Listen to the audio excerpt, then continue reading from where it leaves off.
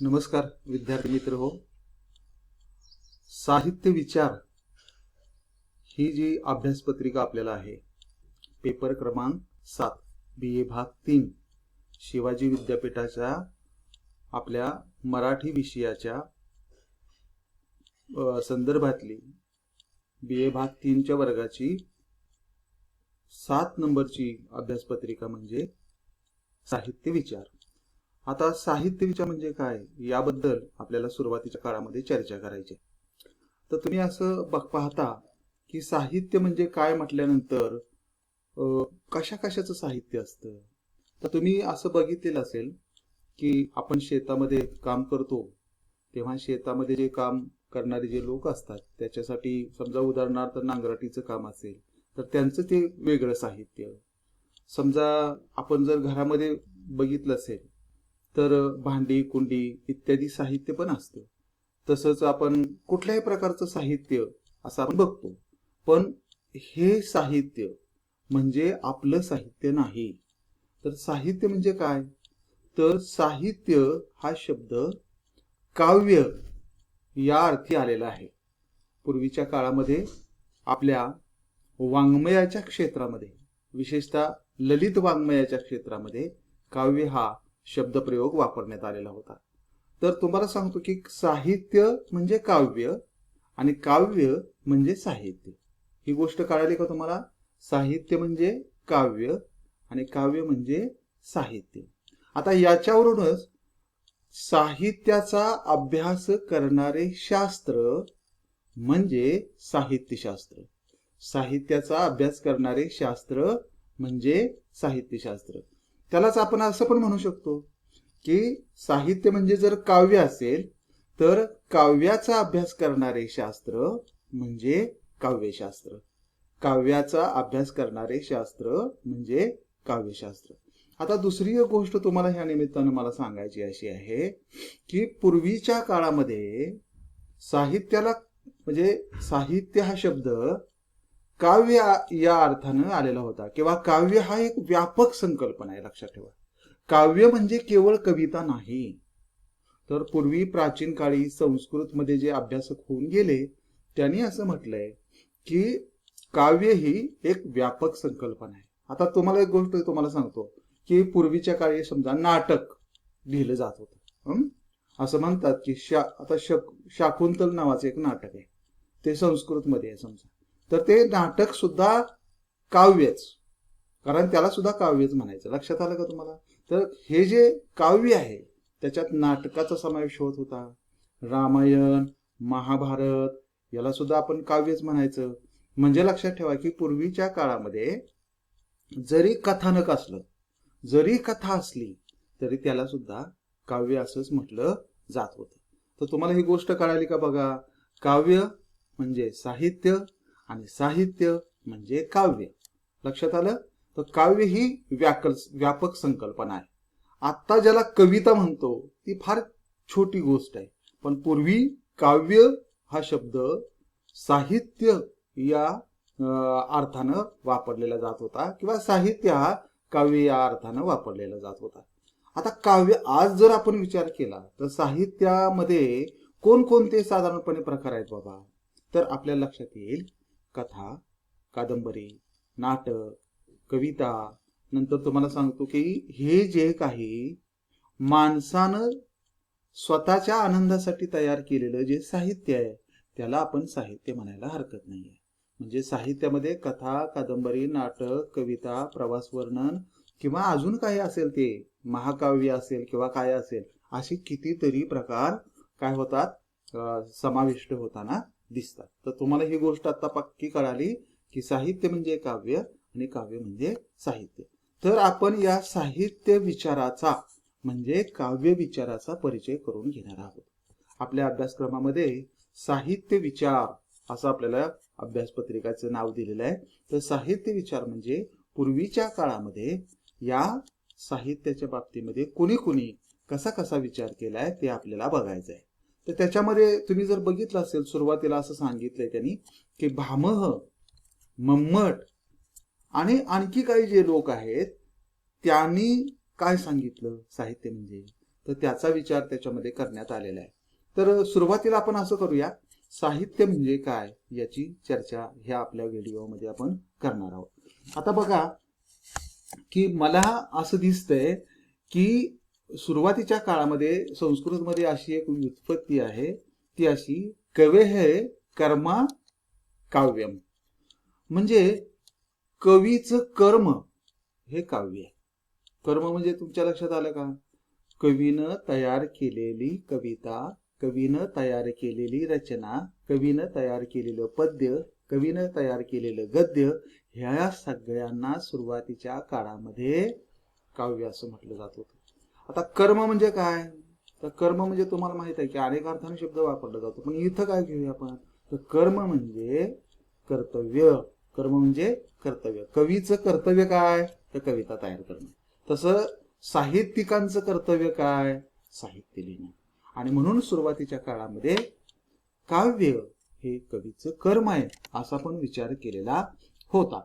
आता दुसरा एक असा भाग आहे त्याच्यामध्ये की काव्य म्हणजे गद्य आणि पद्य दोन्ही पण त्याच्यात समाविष्ट होते. असं नका म्हणू की नुसती आत्ताची कविता म्हणजे काव्य, असं नाही.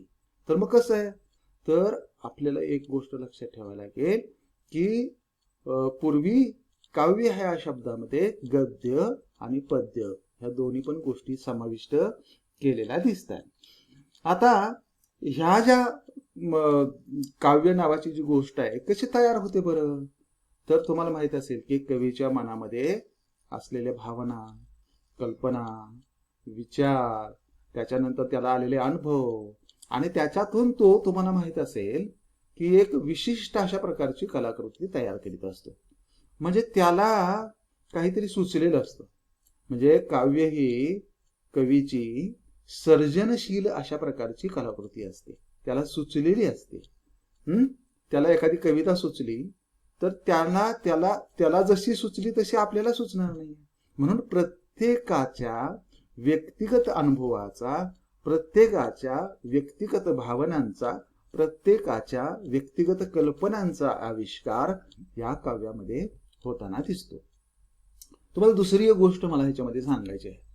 वाङ्मय म्हणजे काय असे अनेक प्रश्न उपस्थित केले जातात. वाङ्मय या संस्कृत मधल्या शब्दाचा आपण विचार करूया. तर वाङ्मय हा शब्द पूर्वीच्या काळामध्ये कसा वापरला जात होता त्याचं जर स्पष्टीकरण आपण बघितलं, म्हणजे वाङ्मय या शब्दाचा जर आपण अर्थच बघितला तर वाणीच्या द्वारे, म्हणजे ह्या वाणीच्या द्वारे जे व्यक्त होते त्याला वाङ्मय असं म्हटलं जात होतं. वाणीच्या द्वारे जे व्यक्त होते त्याला वाङ्मय असं म्हटलं जात होतं.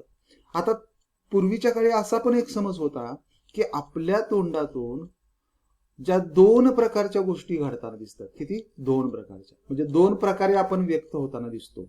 एक म्हणजे आपण काय करतो तर त्याच्यामध्ये त्यांनी असं सांगितलंय की एक म्हणजे शास्त्र, हे एक वाणीचा एक प्रकार आहे. म्हणजे कसं की वाणीमध्ये शास्त्र असतं, वाणीमध्ये शास्त्र असतं. आता शास्त्र म्हणजे काय हे बघायला पाहिजे. शास्त्र हे सत्याशी संबंधित असतं, म्हणजे जे आहे ते खरं खुरं ज्ञान म्हणजे शास्त्र. जे आहे ते यथार्थ ज्ञान म्हणजे शास्त्र.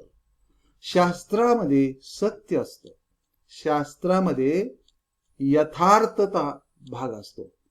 पण दुसरी एक गोष्ट आहे, वाणीचं दुसरं एक रूप आहे, ते म्हणजे त्याला मी असं म्हणेन काव्य. म्हणजे वाणीचं एक रूप म्हणजे शास्त्र आणि वाणीचं दुसरं रूप म्हणजे काव्य.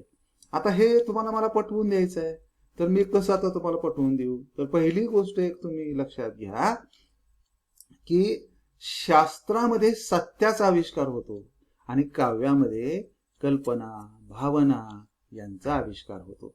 लक्षात आलं का तुमच्या? आणि म्हणून शास्त्रीय म्हणजे सत्याचा आविष्कार असणारं जे वाङ्मय असतं त्याला आपण असं म्हणूया की सत्यनिष्ठ वाङ्मय म्हणूया, त्यालाच आपण शास्त्रीय वाङ्मय म्हणूया. दोन भाग आहेत वाणीमध्ये. आता ह्याच्यामध्ये वाङ्मयामध्ये दोन भाग अजून पण त्यांनी दाखवलेले आहेत. एक आहे ललित वाङ्मय, एक आहे ललित वाङ्मय आणि दुसरं आहे ते ललितेतर वाङ्मय. हे कळण्यासाठी मी तुम्हाला स्पष्टीकरण देतो. ललित म्हणजे लालित्य, ललित म्हणजे सौंदर्य, ललित म्हणजे सौंदर्य. पुन्हा राहील का लक्षात? ललित म्हणजे सौंदर्य. सौंदर्याचा आविष्कार करणारे साहित्य म्हणजे ललित साहित्य. सौंदर्याचा आविष्कार करणारे साहित्य म्हणजे ललित साहित्य. आता तुम्ही म्हणाल की मग सौंदर्याचा आविष्कार कसा काय केला जातो? तर कथा, कविता, कादंबरी, नाटक याच्यातून सुद्धा सौंदर्याचाच आविष्कार केला जातो ना. येते का लक्षात तुमच्या? आणि म्हणून साहित्य ही एक ललित कला आहे. साहित्य ही काय आहे? एक ललित कला आहे. आता दुसरी जर बाजू आपण बघितले तर इतिहास, सामाजिक शास्त्र, नंतर तुम्हाला सांगतो जीवशास्त्र, भौतिकशास्त्र, त्याच्यानंतर रसायनशास्त्र किंवा ही सगळी शास्त्र जी आहेत ते ललितेतर मध्ये येतात. ही गोष्ट कळली का तुम्हाला?